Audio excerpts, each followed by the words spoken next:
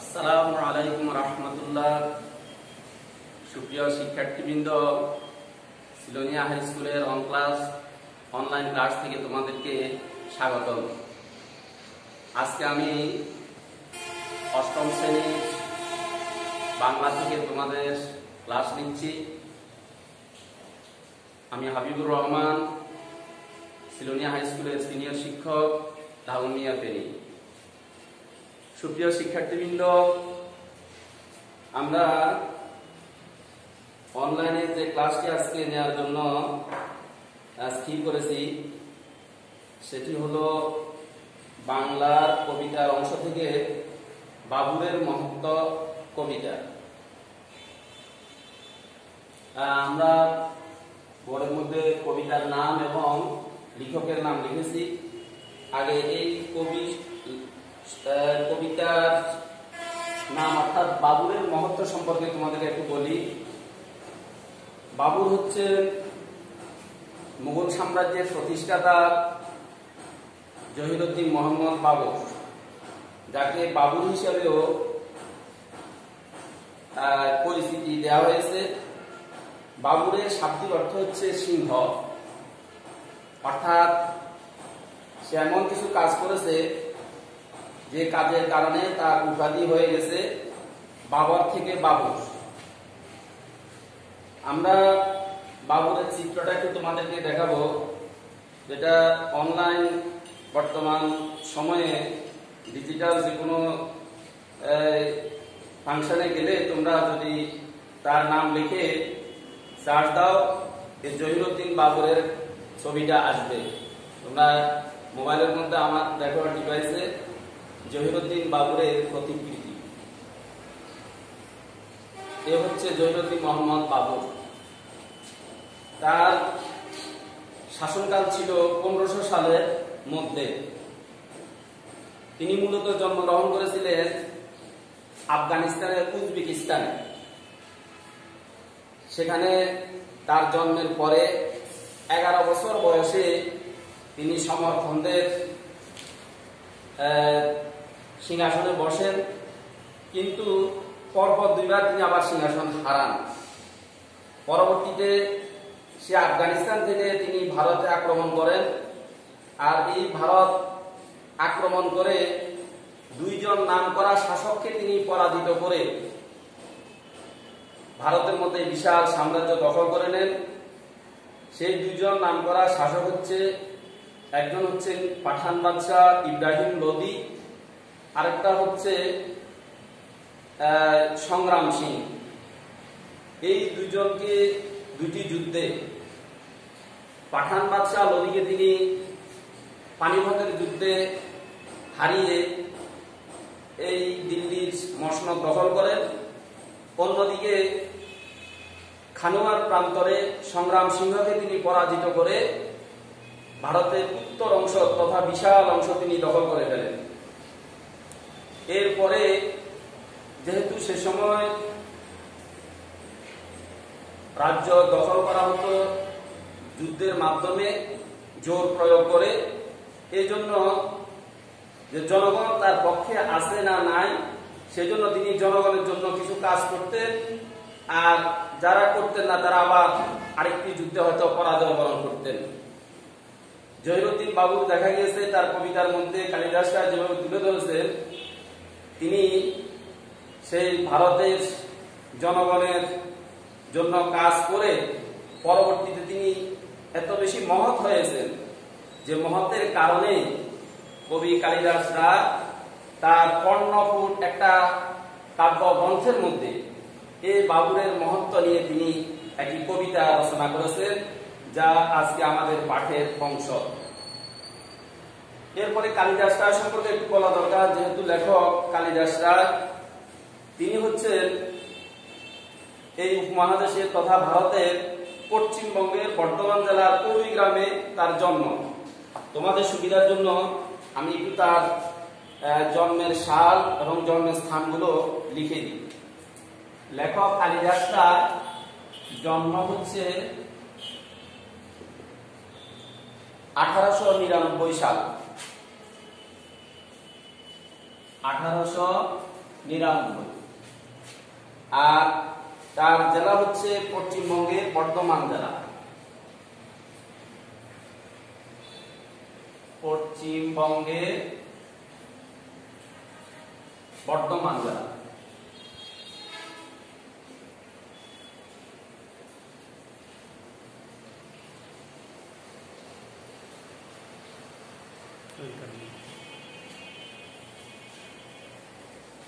তার গ্রামের নাম হচ্ছে পড়ুই গ্রাম।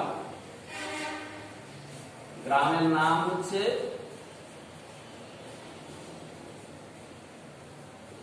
পড়ুই গ্রাম।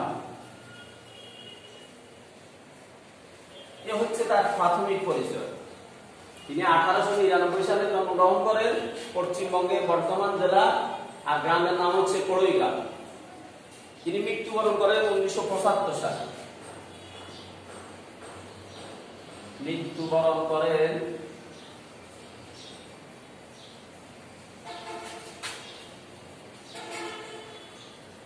1975 সালে। যে কারণে তিনি বিখ্যাত, সেই কারণগুলো হচ্ছে তিনি একজন নামকরা কবি ছিলেন এবং বিশেষ করে অনেকগুলো তার কাব্যগ্রন্থ আছে, যে কাব্যগ্রন্থগুলো আমি তোমাদেরকে প্রথমে মুখে বলছি, পরে বোর্ডে লিখে দিব।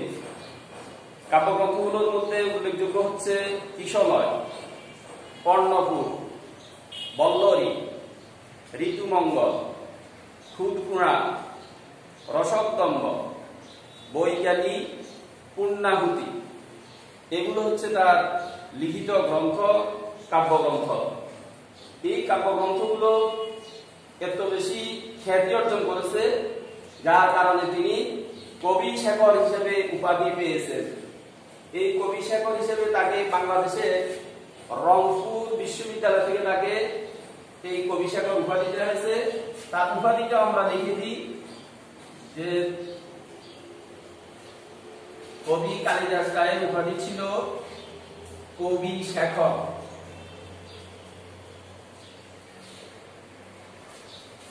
তাহলে আমরা এখন তার কাব্যগ্রন্থগুলোর নাম লিখব। তোমরা নিশ্চয় এগুলো খেয়াল করেছ। আমি এখন তার কাব্যগ্রন্থগুলোর নাম লিখে দিচ্ছি।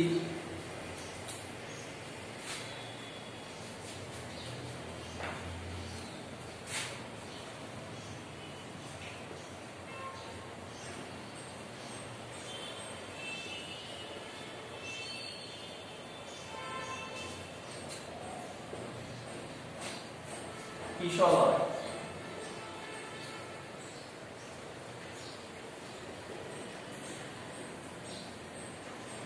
কর্ণপুর,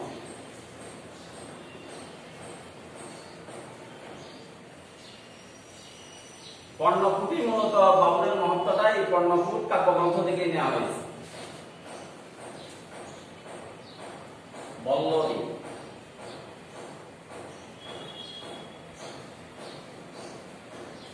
ঋতুমঙ্গল,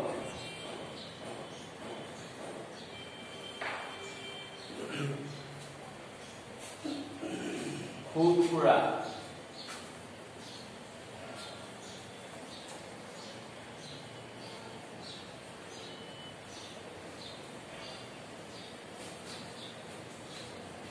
রসকদম্ভ,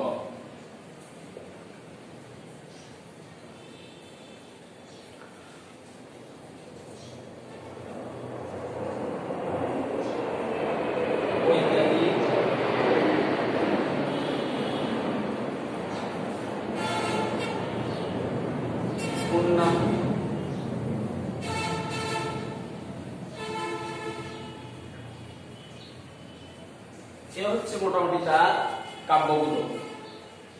আমরা একটু কবির ছবিটা একটু দেখব। তোমরাও যদি তার কবির নাম দেখে গুগলে সার্চ দাও, অবশ্যই তার নাম দেখবে।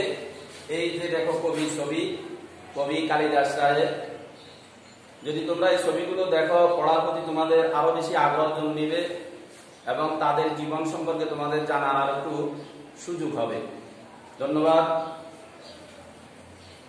এখন আমরা কবিতার দিকে যাব, যে আসলে তিনি কি তুলে ধরেছেন এই কবিতার মধ্যে। দুটো বিষয় আমি যেহেতু কবিতা পড়ে দেখেছি, তোমরাও খেয়াল করবে, মূলত দুটো বিষয় এখানে তুলে ধরা হয়েছে কবিতার মধ্যে। একদিকে হচ্ছে যে রাষ্ট্র ক্ষমতা যখন বাবর অধিষ্ঠিত হয়েছে, যেহেতু যুদ্ধের মাধ্যমে তিনি ভারতকে দখল করেছেন, সেহেতু ভারতের অধিবাসীদের সঠিকভাবে দেখাশোনা করে তাদের কষ্ট ক্লেশ দূর করে দায়িত্ব পালন করে তিনি তাদের মনে স্থান করে নিয়েছেন। অন্যদিকে একটি মেয়ের ছেলেকে তিনি বাঁচাতে গিয়ে সেখানে মানবতার একটি চরম বহিঃপ্রকাশ দেখিয়েছেন।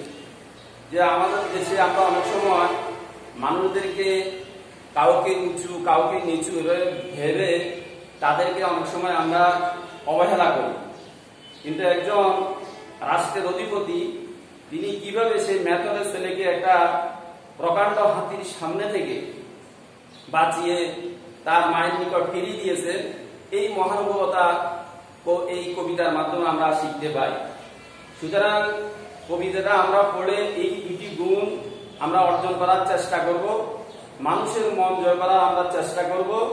অন্যদিকে সকল মানুষ না, শুধু সকল সৃষ্টিকে, মানুষের বাইরে আরো যত প্রাণী আছে সকল প্রাণীকে যেন আমরা ভালোবেসে তাদের প্রতি মায়া দয়া দেখাইতে পারি, এই আহ্বানটুকু কবিতার মাধ্যমে আমি তোমাদের কাছে রাখতে চাই। তো আমি কবিতাটা তোমাদের সামনে পাঠ করতেছি এবং চেষ্টা করব এখান থেকে কিছু কথা তোমাদেরকে বোঝানোর জন্য। বাবুরের মহত্ব। কালিদাস রায়। পাঠান বাদশাহ লদি পানিপথে হত, দখল করিয়া দিল্লির শাহী নদী, দেখিল বাবুর এই জয় তাহার পাখি। পাঠান বাদশাহ লদি, তোমাদেরকে আমি একটু লদি ছবিটাও দেখাই, যাকে এই বাদশাহ বাবু পরাজিত করেছেন, ইব্রাহিম লোদি। তিনিও ভারতের সেই দিল্লির শাসনকর্তা ছিলেন, পাঞ্জাবের পাঠান বংশের। তার পতনের মাধ্যমে এই পাঠান বংশের পরাজয় হয়ে গিয়েছে। সেই লোদিকেও হারিয়েছেন বাদশাহ বাবর। এখানে বলা হচ্ছে পাঠান বাদশাহ লোদি ইব্রাহিম লোদিকে পানিপথে হত। পানিপথ হচ্ছে একটা জায়গার নাম যেখানে যুদ্ধ হয়েছে, সে যুদ্ধে তিনি নিহত হয়েছেন ইব্রাহিম লোদি। দখল করিয়া দিল্লির শাহী গদি। এখানে দখল করিয়া দিল্লির শাহী গদি বলতে বোঝানো হয়েছে যে সম্রাট বাবর এটাকে দখল করেছেন, সে কথাটাই বোঝানো হচ্ছে। দেখিল বাবু এই জয় তাহার পাখি। তিনি দেখলেন যে আসলে এটা জয় নয়, জয় তখনই হবে যখন জনগণের মনে তিনি পৌঁছতে পারবেন। ভারত তাদেরই জিনিতে এখনো রয়েছে বাকি, এটা এখনো কবিতার মধ্যে এখনো লেখা হয়েছে। তিনি বলছেন যে ভারতের অধিবাসী যারা, বিশেষ করে ভারতীয় উপমহাদেশে হিন্দু সম্প্রদায়ের লোক ছিল বেশি, তাদের মন জয় করার জন্য এই বাবর তিনি বলতেছেন যে এখন আমার অনেক বাকি রয়ে গেছে। গর্জিয়া উঠিল সংগ্রাম সিং, জিনেছ মুসলমান, জয়ী বলিব না এ দেহে রহিতে প্রাণ। যে মেবার রাজ্যের যিনি অধিপতি ছিলেন, সে সংগ্রাম সিং বলতেছে যে গর্জি উঠে যে হে বাবুর, তোমাকে আমি জয়ী ততক্ষণ পর্যন্ত বলবো না আমার গায়ের মধ্যে যতক্ষণ পর্যন্ত রক্ত আছে বা আমি জীবিত আছি। লয় লুণ্ঠিত দন দেশে ফিরে যাও, নতুবা মুঘল রাজপুতে দাও রণ। তিনি বলছেন যে তুমি যে যুদ্ধ করে ধন সম্পদ অর্জন করেছ, এটা নিয়ে দেশে চলে যাও, আর না হলে রাজপুত একটি স্থানের নাম বা জায়গার নাম, সেখানে তুমি যুদ্ধ দাও, দেখি যে তোমার জয় হয় না পরাজয় হয়। খানুয়ার প্রান্তরে সেই সিংহেরও পতন হইল বীর বাবুরের করে। খানুয়া আগ্রার পশ্চিমে একটি স্থানের নাম, সেখানে এই সংগ্রাম সিংহ বাবুরের সাথে লড়াই করে তিনিও পরাজয় বরণ করলেন।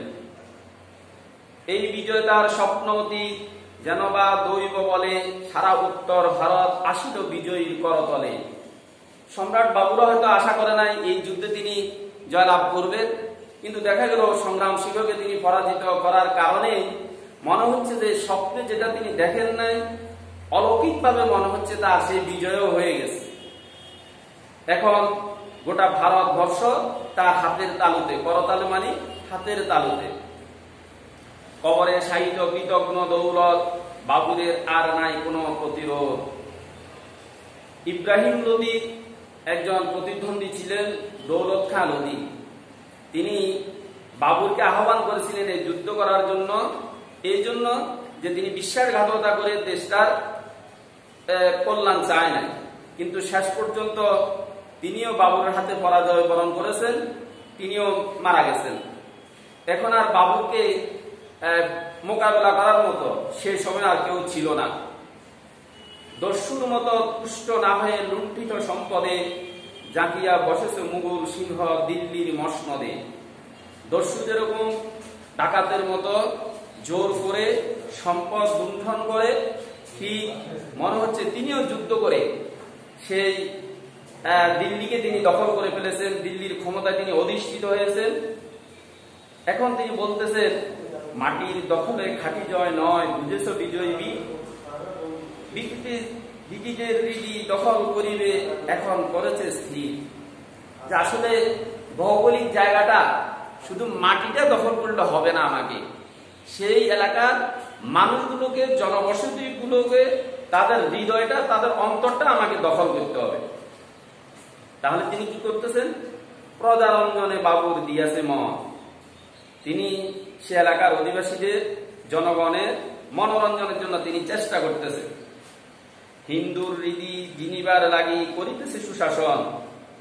তিনি বিশেষ করে সে সময় এই ভারতীয় মহাদেশের অধিকাংশ জনগণ হচ্ছে হিন্দু, এদের মন জয় করার জন্যই তিনি সুশাসন প্রতিষ্ঠা করতেছেন। ধরিয়া ছদ্মবেশ ঘুরি পথে পথে খুঁজিয়ে প্রজার কোথায় দুঃখ ক্লেশ। তিনি ছদ্মবেশ ধরে বিভিন্ন এলাকায় সফর করতেন, কার কোথায় দুঃখ আছে, কষ্ট আছে, সেগুলো দূর করার জন্য তিনি চেষ্টা করতেন। চিতোরের এক তরুণ যোদ্ধা রণবীর চৌহান করিতেছে আদি বাবুরের সন্ধান। চিতোর একটি এলাকা, যার তরুণ একজন যোদ্ধা রণবীর চৌহান, তিনি এই বাবুরকে হত্যা করার জন্য পথে পথে খুঁজতেছেন।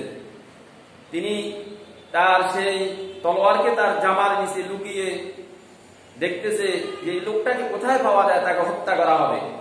কবি লিখেছেন, উট্টার তলে কৃপান লুকায়ে ঘুরিছে সে পথে পথে, দেখা যদি তার পায় আজি কোনো মতে লইবে তাহার প্রাণ। রণবীর চৌহান তাকে হত্যা করার জন্য সে একটা তলোয়ার নিয়ে ঘুরতেছে। শুনিতে তাহার খালিত করিবে চিতোরের অপমান। যে চিতোর রাজ্য মেবারের রাজধানী, সেটাতে সে দখল করে ফেলেছে, এটার অপমান সে দূর করবে তার রক্ত দিয়ে, তাকে হত্যা করে তার রক্ত প্রবাহিত করে, বা রক্ত দিয়ে তার অপমান ধুই পরিষ্কার করে। দাঁড়ায় যুবক দিল্লির পথে পাশে, লক্ষ্য করিছে জনতার মাঝে কে বা যায় কে বা আসে। দিল্লির মাঝে এই যুবকটা কি করলেন, যে এই লোকগুলো কে আসে কে যায় সে তাকে খুঁজতেছে।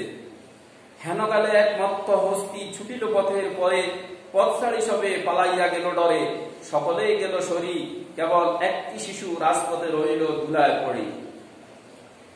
যে সবাই ওই পাগলা হাতি, মত্ত হস্তি মানে পাগলা হাতির ভয়ে ছুটে গেল, কিন্তু সেখানে ওই রাজপথের মধ্যে একটা ছোট শিশু পড়ে রইল, তাকে বাঁচানোর জন্য কেউ আসলো না। সুপ্রিয় শিক্ষার্থীবৃন্দ, আমি কবিতা, তোমাদের এই কবিতার অংশ অনেক বড়, সেখান থেকে অর্ধেক অংশ তোমাদের সামনে আমি পাঠ করেছি, বাকি অংশ আমি চেষ্টা করব পরবর্তী ক্লাসে আলোচনা করার জন্য।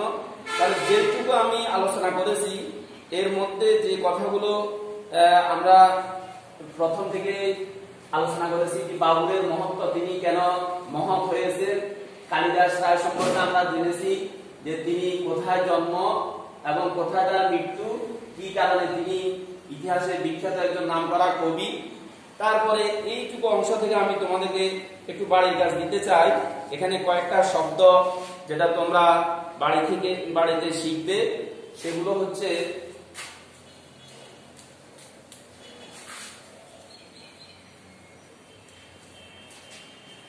এই শব্দগুলোর অর্থ তোমরা যদি শিখো, কবিতা বুঝতে তোমাদের আরো সহজ হবে।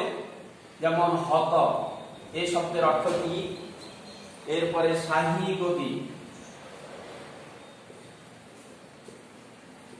এই শব্দের অর্থ কি? এরপরে জিনিতে,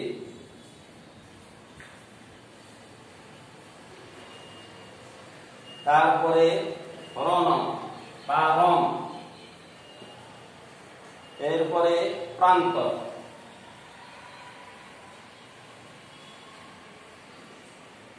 শত, নিহত, শাহী গদি যেখানে রাজা বাদশাহ তারা বসে শাসন কার্য পরিচালনা করেন।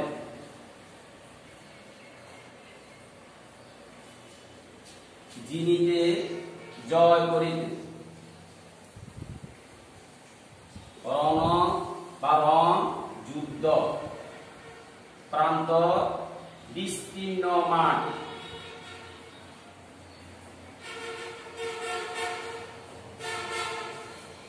আপাতত এই শব্দগুলো তোমরা শিখবে। কালিদাস রায়ের সেই বিখ্যাত কাব্যগ্রন্থগুলোর নাম শিখবে, তারপর তার জন্ম এবং মৃত্যু এগুলো শিখবে। বাবুরের মহত্ব সম্পর্কে তোমরা জানবে। তো আমরা যেন বাবুরের সেই মহত্বের কবিতার আলোকে নিজেরাও নিজেদেরকে মহৎ করার চেষ্টা করি। এই কথাগুলো বলে তোমাদেরকে স্বাগতম জানিয়ে আমি আমার পাঠ এখানে শেষ করছি।